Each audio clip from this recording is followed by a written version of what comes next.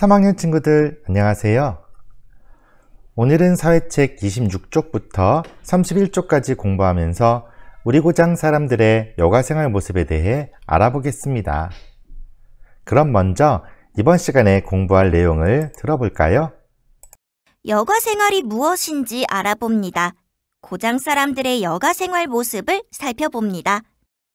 민우는 지난 여름방학 때 했던 일을 다른 고장에 사는 친구들과 이야기했습니다. 친구들은 방학 동안 무엇을 했을까? 물어봐야지. 얘들아, 그동안 잘 있었어? 민우야, 오랜만이다. 너희들은 여름방학을 어떻게 보냈어?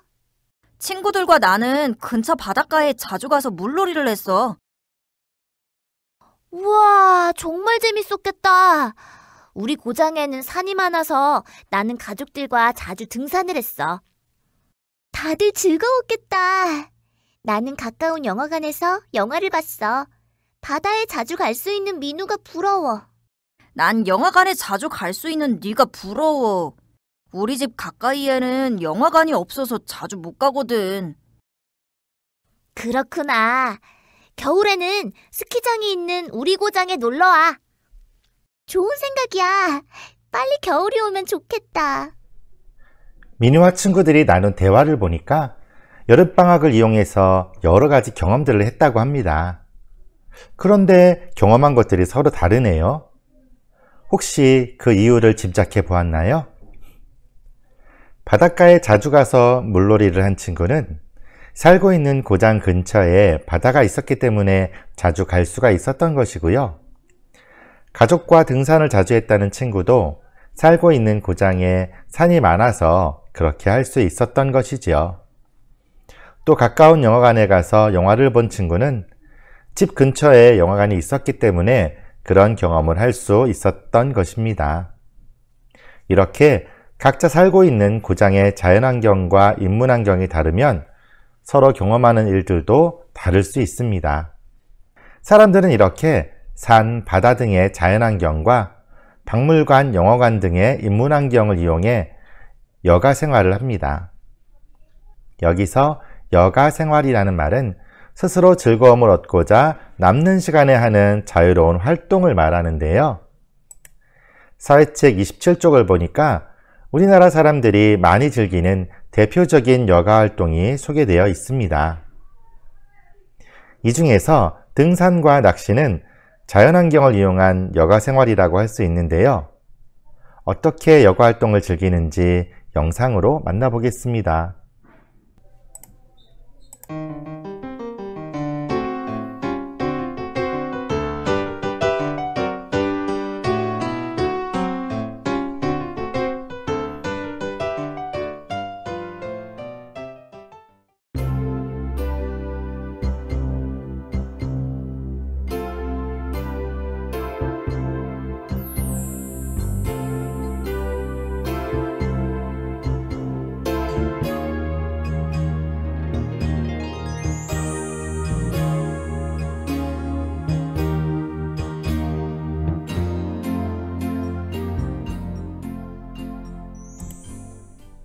또 박물관 관람이나 영화 감상은 박물관과 영화관이라는 인문환경을 이용한 여가생활입니다.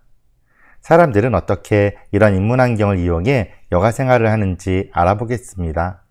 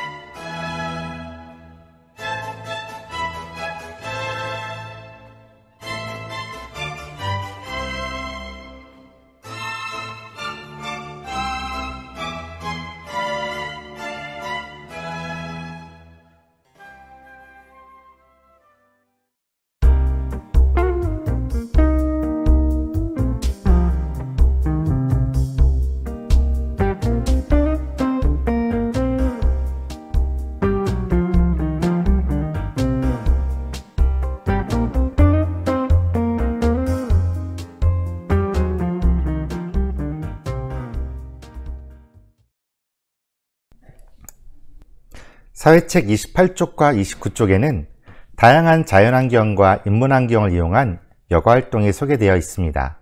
그림에서 다양한 여가생활 모습을 찾아보고 자연환경과 인문환경 중 어떤 환경을 이용했는지 알아보겠습니다. 먼저 야구는 사람이 만든 야구장에서 하는 여가활동이기 때문에 사람이 만든 환경, 즉 인문환경을 이용한 것입니다. 등산은 자연환경인 산을 이용하는 여가활동이죠.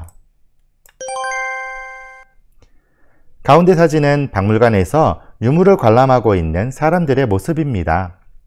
박물관은 인문환경이기 때문에 박물관 관람은 사람이 만든 환경을 이용하는 것입니다. 아래는 개를 데리고 산책하는 사람의 모습이 보이네요.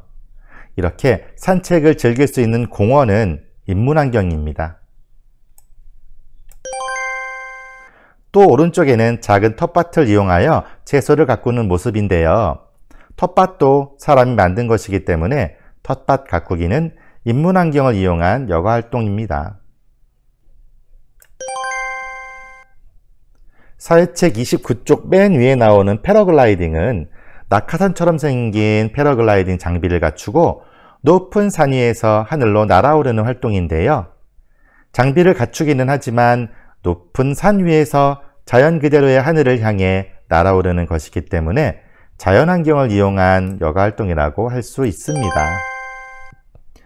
또 요즘 사람들이 많이 즐기는 캠핑은 자연 그대로의 숲을 활용하여 캠핑 장비만 가지고 가서 즐기는 여가활동이기 때문에 자연환경을 이용한 것입니다.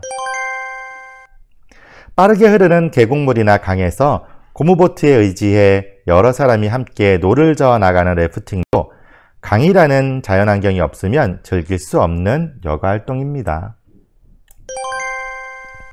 그런데 승마는 어떨까요? 승마장에서 말을 타는 것은 승마장이라는 인문환경을 이용하는 것이기 때문에 인문환경을 이용한 여가활동이고요.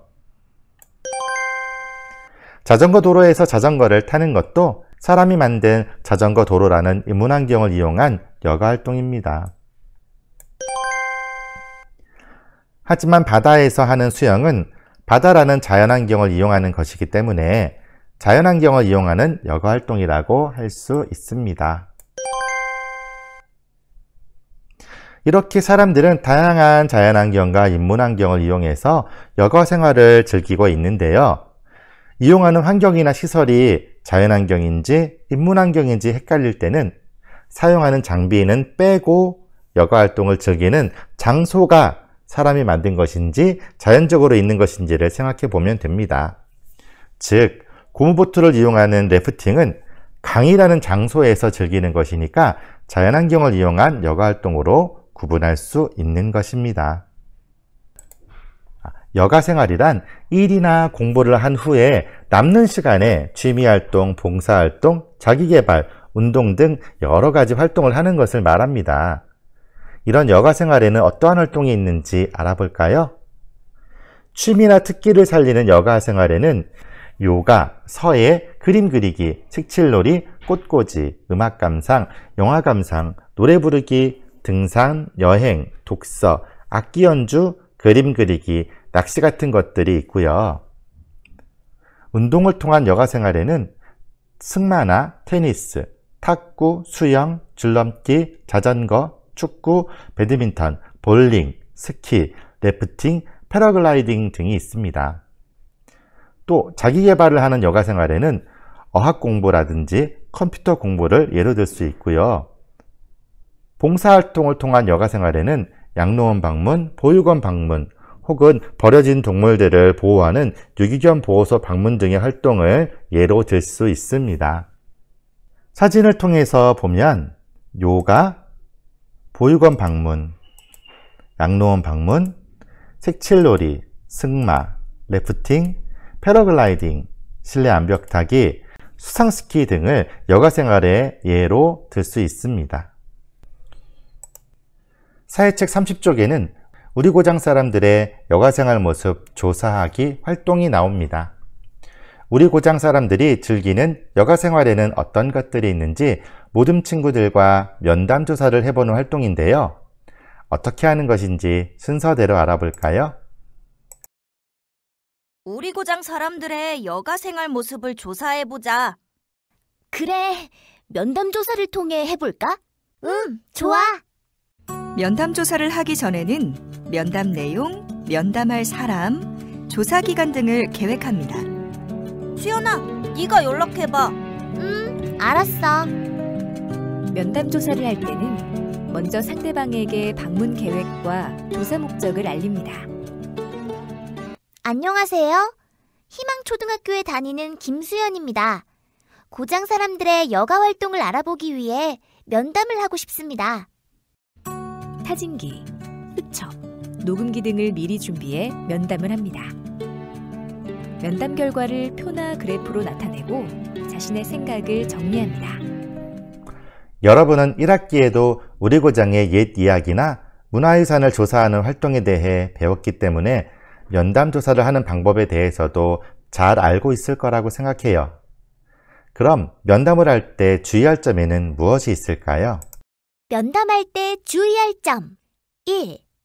면담을 하기 전에 주제에 맞는 질문을 미리 준비합니다.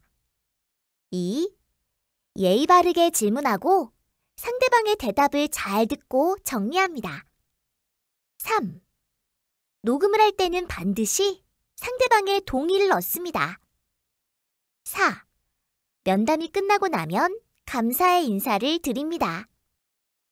지금은 코로나 때문에 친구들과 고장 사람들을 직접 만나서 여가생활 모습을 조사하는 것은 할 수가 없어요.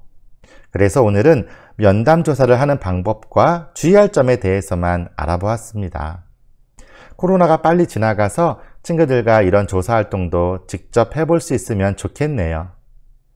그럼 사회책 31쪽을 보며 1단원 첫 번째 주제, 우리 고장의 환경과 생활 모습을 정리해 보겠습니다. 고장의 환경과 그 고장에서 사람들이 주로 하는 일을 알맞게 연결해 봅시다. 넓은 들에 논이 펼쳐져 있는 고장에서는 주로 농사일을 합니다. 높은 산이 많은 고장에서는 소나 양 등의 가축을 키웁니다. 푸른 바다가 있는 고장에서는 바다를 이용한 고기잡이를 합니다. 31쪽 아래는 여러분 스스로 자기가 주로 하는 여가 활동은 무엇인지 써보고 어떤 환경을 이용하는 것인지 이야기해보는 활동입니다. 예를 들어 선생님은 여가 활동으로 영화 보기를 즐겨 하는데요. 영화 보기는 영화관이라는 인문 환경을 이용한 것이지요. 또 가끔은 바다 낚시를 즐기기도 하는데요. 바다 낚시는 바다라는 자연환경을 이용한 것이랍니다.